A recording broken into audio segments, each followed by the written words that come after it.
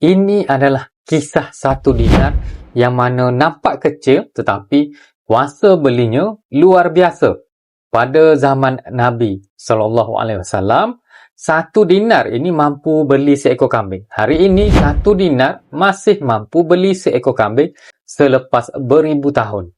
Bayangkan, lebih 1400 tahun berlalu. Empire jatuh bangun, mata wang bertukar, harga barang naik berkali ganda. Tetapi emas tetap kekal kuasa beli. Inilah beza emas dengan duit kertas. Duit semakin lama nilainya akan susut. Tetapi emas kekalkan nilai merentas zaman. Sebab itu orang simpan emas bukan sekadar ingin untung, tetapi ingin lindungi kuasa beli mereka. Di Public Gold, anda boleh mula kumpul emas serendah RM100 melalui akaun Emas Gap. Cukup 4.5 gram boleh keluarkan 1 dinar emas fizikal dan ianya hak milik anda sendiri. Jika diberi pilihan, anda lebih suka kumpul dinar ataupun gold bar? Kongsikan di bahagian komen.